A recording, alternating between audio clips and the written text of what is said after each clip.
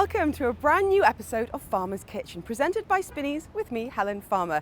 Whether you're watching or listening, you are in the right place if you're looking for some foodie ideas and inspiration. So let's find out what's cooking on Farmer's Kitchen.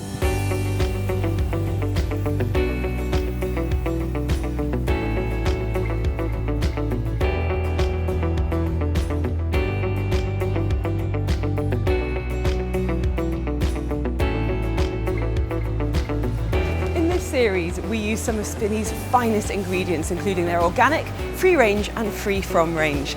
And of course, take those ingredients and use them with UAE's brilliant chefs, take them to the kitchens at the Hyatt Regency Dubai Creek and cook up a storm.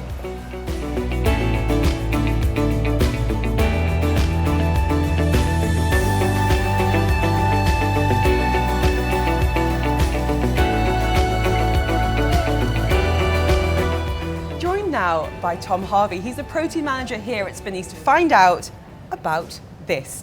Tom, I don't even know where to begin with this. We're talking about fish farming in the UAE, and this is the result. Yeah, salmon in the desert. The mind boggles. Can you talk to me about the logistics of how the fish got here in the first place? Yeah, farming fish is a long and slow process. So these fish started off actually at Loch Fyne in Scotland. When they were all fingerlings, so only literally a couple of centimetres long. And we brought over an enormous amount in a very specially designed fish tank on an Emirates flight. And then we've got a purpose-built facility just down in the port at Jebel Ali, which recreates everything that the fish would be used to in the wild. And we slowly grow them through a series of freshwater tanks. And then as they get older and they decide it's time to start thinking about going out to sea, we move them to some different tanks and we increase the level of salt in the water until we get them up to a harvestable age. And here they are. So from fingerlings on a flight to this, how long does it take, Tom? This has been about 2 years. Wow. So I've watched every single stage. So I've been going to the farm almost every couple of weeks to see how they've been progressing and how they've been growing. So it's just been amazing to see them get to this size and have them in the stores today. So huge tanks, presumably, enormous. Enormous, yeah. I mean these things are bigger than houses. They're nearly three stories deep.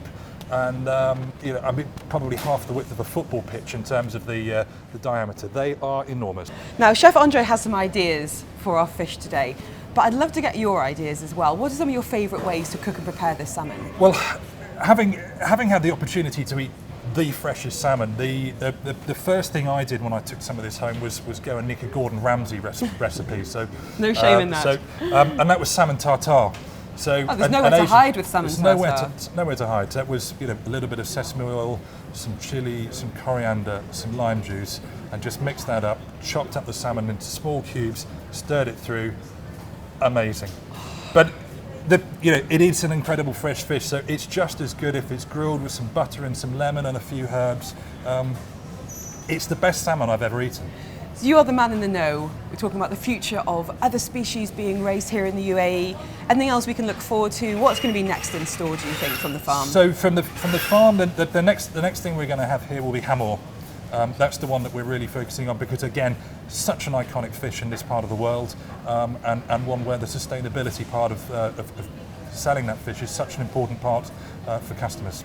Tom Harvey, thank you so much. So there you go, salmon fishing in the UAE. Let's find out what Chef Andre is going to be doing with this in the kitchens of the Hyatt Regency Dubai Creek.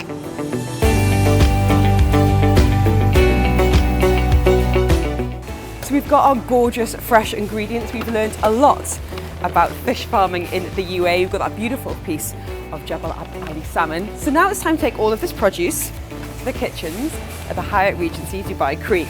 Meet our chef and find out what is going to be created on this episode of Farmer's Kitchen. So stay tuned on Dubai Eye 103.8. This is going to be some more information, some more clues to our mystery dish, and of course, some tasting too. Thank you so much.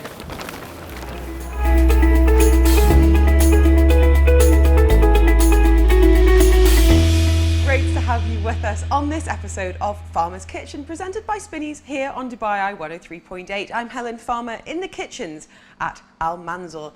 We're at the Hyatt Regency Dubai Creek Height. We've been at Spinneys, we've got all our fantastic fresh ingredients, And now we need an expert to help transform them. And I'm delighted to be joined by Andre Gerschel. He is the man behind Kizmet, fantastic restaurant in downtown Dubai. And he also runs Baker and Spice throughout the region.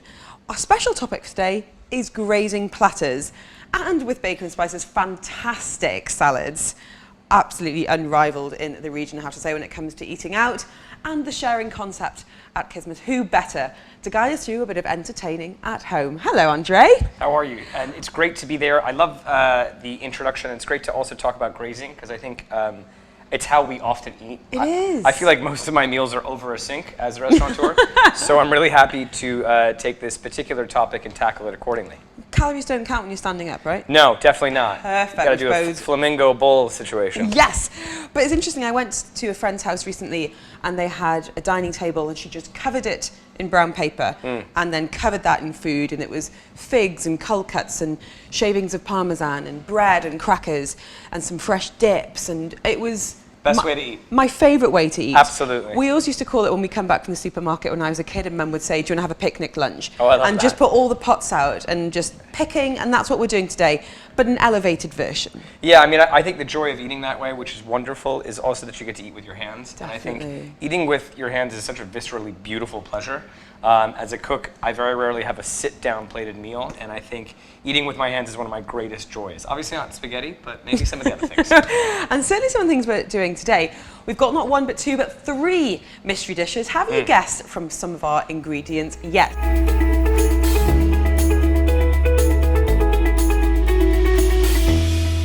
So I'm going to leave it to you, Andre, to reveal what three dishes are we creating today. So today we're going to be doing a classic hummus, which I think is a great dish, especially for grazing. Makes a lot of sense. Absolutely. We have some lovely batons of vegetables that we've chosen: carrot, cucumber, and celery to dip into it. Next, we have one of my favorite dishes, which is a lox. And lox is a very traditional cured salmon. It's such a New York, a New York word. And the reason, the biggest difference between sort of lox and smoked salmon, obviously, is the smoking process, but it's also the cut. Okay. And what we're really looking for is a fat, sort of belly side piece, which is trimmed on with large white ribbons of fat, because that's really going to absorb a lot of the spices that we've put on our left here with the citrus and the dill. The third thing that we're doing is a lovely, easy, beautiful salad.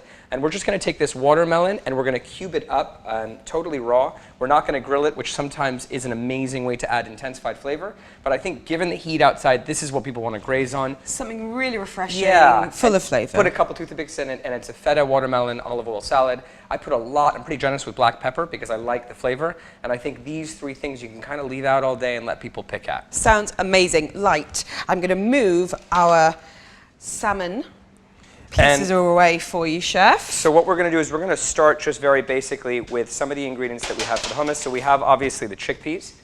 And one of the important things that I recognize when we're buying this from Spinneys is that it comes in this can. It's organic chickpeas, but it says in water. It has to be in water, not oil. That's what you're looking for. Okay. And we really are using that water to cook. And I'm going to actually just gently nudge you over here so I get closer you to go my next to the machinery. trusty blender over here. And what we're going to do is we're going to load up starting from the beginning. So it's about 500 grams, excuse me, not 500 kg. It's a lot of hummus. A lot of hummus that we're just going to kind of gently put in to the blender. And then what I'm going to ask you to do, Helen, is to pick out some of that garlic that we have over there and grab one of the knives, and you're going to just put the flat of the knife right on the garlic and give it just a little smack. A bit of a crush. Yeah, that's right. And we're going to put those 2 garlic cloves just right in. And this aquafaba, this chickpea water that we're saving, it's extremely important that we save that water that we've drained out of the chickpeas. Is that crushed that's adequately? Perfect. Yeah, that's perfect. Just throw it right in. I like very garlicky hummus, so I've added 2. Obviously, it is completely to taste. And then here we just have some toasted cumin and some salt. Amazing. And what we're going to do is I want to add that a little bit after blending, so we're going to just put that over here. Next come the second wet ingredients. We have our aquafaba, which I'm just putting right in, and that's that chickpea water. And it does have the same consistency of egg white, and we often do use it in baking. It's very easy in that way. And then we have a bit of lemon juice. And I'm going to put a little bit under here, because I want to see how it is and how it comes out. And then our beautiful, silky raw tahini. Yeah, and the thing with raw tahini, we do have toasted, which is quite an intense flavor, but I really like using the the raw stuff, because I think when it comes to flavor, people do a lot of creative things with hummus, right? But we really like, we're traditionalists. I like just the very simple thing. So we're just going to pour that in, and that does have really a nice kind of beautiful texture here. And are we adding any extra oil? We can add a little bit of extra oil, but I want to sort of blitz it first. And then once that's done, add to taste, because I don't want something to be too oily. So I'm going to leave that over there, grab a little bit of paper towel, because I am a clean freak over here. I will try and keep on top of the kitchen tidiness for you. And remember, what we practiced earlier, which is backs, whenever you're switching positions. I will be a good sous chef for you. And that is literally it. We're going to cover the top here. We're going to blend quickly, make sure the blender's obviously on the right section. I put it on a medium blend and just literally switch it on.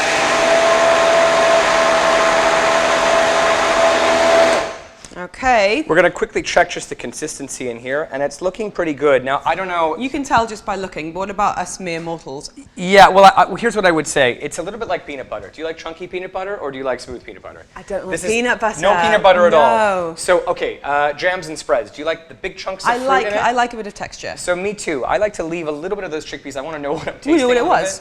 Although I know that I have a lot of friends that have kids, and they feed obviously hummus to their kids when they're moving to solid food. So that's also something to think about. It depends really who you're serving to. For me, I like a little bit of chunk. What I want to take a look at as well when I'm looking at this hummus is the color. And I'll try and take this off the base a little bit. And I'm going to take some with a spoon. Let's grab one of those trusty spoons. Any ones that we just use for the ingredients are fine because it's in there already. And I want to really look at the texture here. And I just want to double check as much as possible the thickness. So this definitely needs a little bit of oil. It really depends how you like it. I like to put a little bit more oil in than this, but this is really about it. So I'm going to put some spices, some oil, and that is literally exactly where we're at. That's so easy. It is so easy. And I can't tell you the number of times where I imagine that we've ordered it in, right?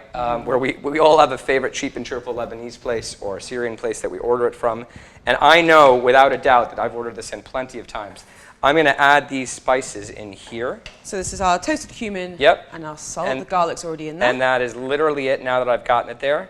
And a little bit more of the oil. I'm going to tap in some of that cumin on the top. And we're going to move over. And what I'll need now is that beautiful olive oil, which I'm going to use on our salad as well. And I would say 2 tablespoons. You kind of just need to eye it a little bit. And I would cut it now. And that's about it.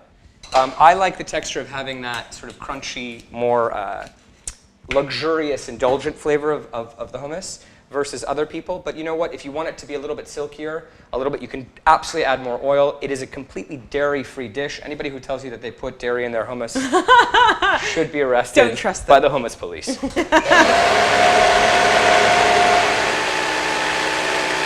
So what we're going to do for the serving is, because it's a grazing platter, I really like the idea of putting everything on one place. Love it. So I think that's what we're going to do. I just want to check the texture of the hummus here, make sure that we're good.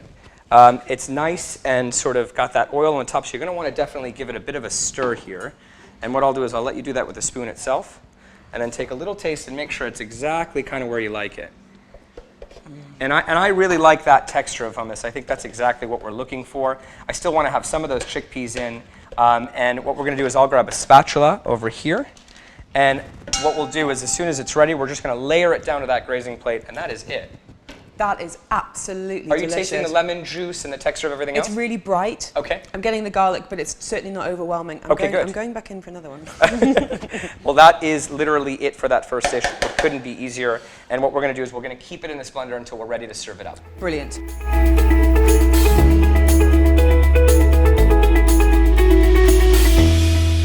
Here to defend my crown of the king of grazing. Yes. This next dish I think is appropriate. I'm really happy about this one because it's something that reminds me of home a lot.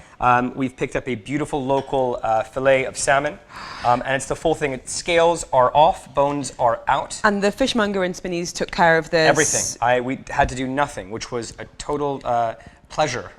Obviously, when we receive it in the restaurant, we receive the full fish. There's a lot of headache to it. And cleaning out the small bones, you have to actually do each bone with a tiny tweezer. It's very, very labor intensive. So next time you eat salmon in a restaurant, know somebody loves you. Think of that guy or girl Think with of the tweezer tweezers. person who has been sitting there doing that. So this beautiful piece of UA salmon, as we heard earlier, Spinneys really doing their part to combat endangered and species that are, you know, perhaps facing some threats here in the region with some really skilled fish farming. So beautiful piece, and we're going to be curing this. Yes. And as we said, looking for this beautiful white marbling on the belly of the salmon, which is going to really lend itself to the flavours we're going to be putting on it. So let's talk about those flavours, Chef. What do we have?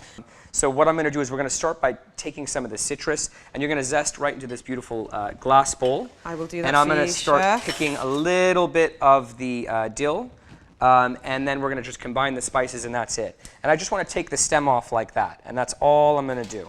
And I'm going to do that for a couple pieces. And the stem is a bit bitter, is that why? Yeah, I mean, that's the general idea, but I also want the surface area of the leaf to touch the flesh of the fish as much as possible. When you're doing this in the fridge before, what you want to do is make sure it's skin side down. And that is the most important part. I'm going to put actually this fennel right into the bowl that she's zesting in.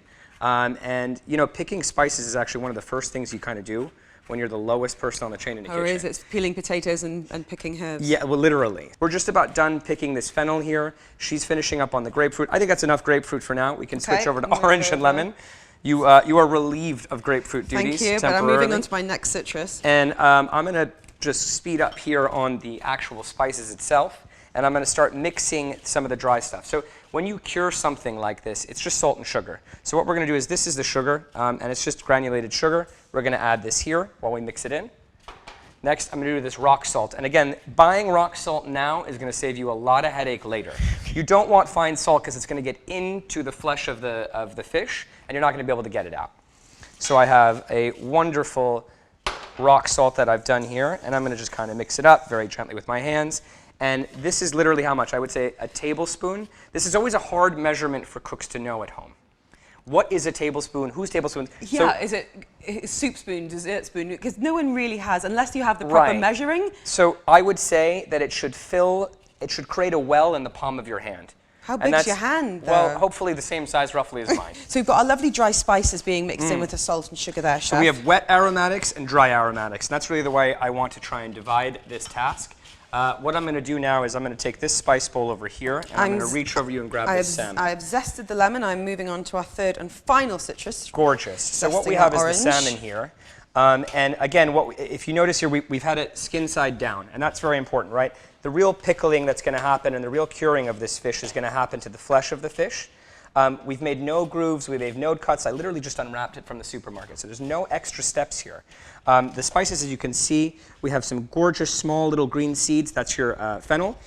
We have. Thank you for translating. Well, there you go. I did the UK lens on that one. We have some coriander, which is your sort of light yellow colored seeds that you see here that are sprinkled around the salt sugar mix. And then we have the black pepper. I'm going to add a little bit more black pepper. And here's the thing.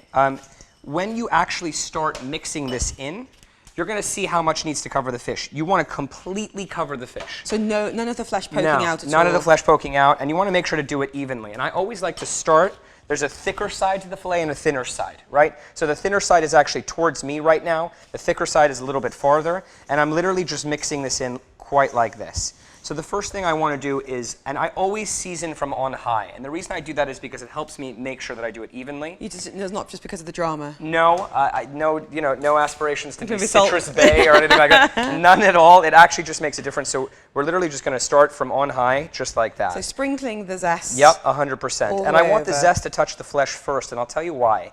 This acidity is going to help sort of create that first layer of flavor. And what I want in a perfect world when I'm doing this type of lox, and even if it seems simple, is that the first bite that should hit you is the dill and the citrus, and the second bite should be the salt and the sugar and all of the other aromatics. So you can literally help me out here. So scatter season, some yeah, dill everywhere. over. We want to cover the flesh of the fish as much as possible. And what's going to happen is you're going to put this in the fridge. Great dish to do in advance. Very, very easy. How long are we going to cure this for, Chef? 24 hours. So you're this just going to keep it in the fridge. Yep. In advance. And what you can also do if you guys are ever worried about fridge space is cut the salmon fillet into two, and you could put it into two. Not a problem at all. Much easier to stack often for home fridges. So we've covered now the entire fish with all of this beautiful dill. I'm just getting the last of this zest. Yep.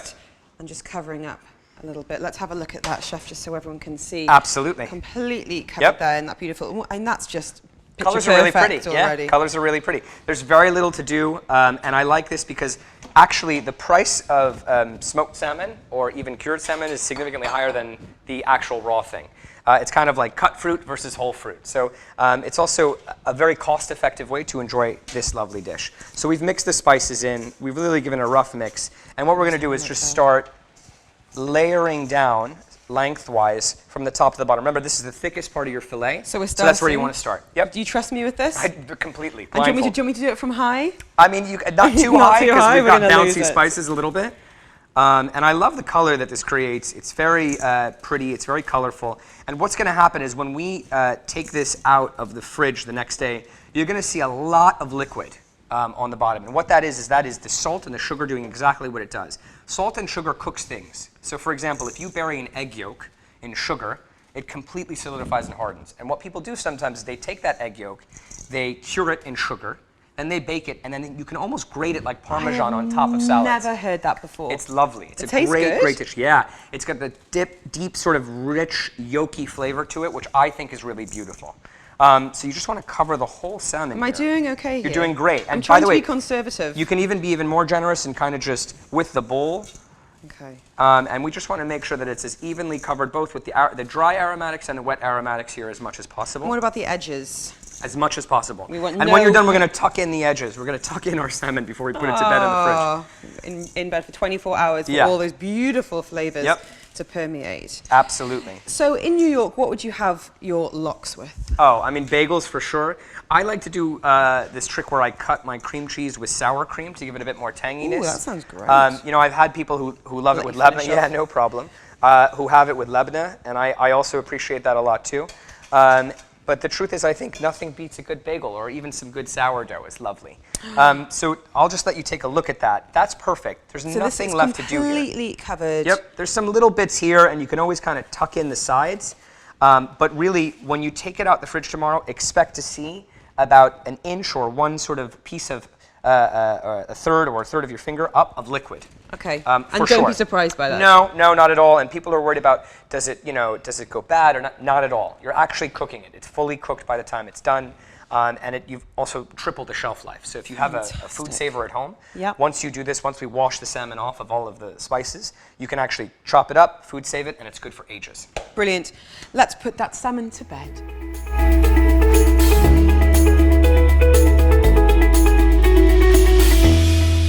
We've already created our beautiful hummus. I will never, ever buy it again. I will try my hardest, but sometimes it's just too tempting when it's on that deli counter. Crudités are ready to go. Our salmon is in the fridge for curing, so we've just got a super easy watermelon and feta salad left to do. What can I do to help, Chef? So we're going to try and do a little bit of an ambitious plating. So what we're going to do is this Turkish beautiful feta that we have here. We've taken it out of the water. I'm going to leave it here, and what I want to try and do is cube it perfectly and as evenly as possible. So I'm going to put this here. I'm going to give you this trusty knife here. Am I going to be doing this? Well, I'm going to do the watermelon, and you'll do one, and then we'll switch. How's that? Okay, got a deal. Okay, so two evenly, and the nice thing about this particular brand, which has helped us a lot, I is know, look, the cheesecloth that they've wrapped it in even got is guidelines. perfect. So try as much. We have 3 squares, so yeah, there we go, perfect. Okay, That's straight perfect. down. And then one more, and you know what you can do to make your here. Let me show you a chef trick. There we go. Look at that. Okay, so stacking it on top to help you get and that way you don't have to do anything. And then we're gonna flip, make one more cut, maybe there. Okay, so about 1 inch across. Yep, that's right, that's straight perfect. Down. Yep. And then you can cut, I'm gonna take a look at this top piece, should be free now, and then I can use it exactly like that. It's like feta Jenga. It is exactly like feta Jenga. Okay, so we've so got now our we've cuts. got a perfect kind of sliced cube here, and what we're going to do is now go one more like that. Turn and it perpendicular. Cut again. Yep. So we want 2 cuts here. That's right. One, and I'll help you there. There we go. Perfect. Be real fastidious about it. And we are golden. So now what I would do is try and keep it in this cube. We're going to do that one more time in exactly the same way. And I'm going to help you out there. You do Start it. with the You cheesecloth side. Quick chef cutting. Chop. Not that fast. Don't worry. Chop. I got to be a little bit careful here. And what I'm using is I'm actually counting the 3 here. To make sure, and I guarantee you that if you do it this way, it is really hard. And then we're going to quickly move to our watermelon. And to break down the watermelon, one of the first things I'm going to do is give a quick rinse to this knife. But we want to kind of make the slices here this way.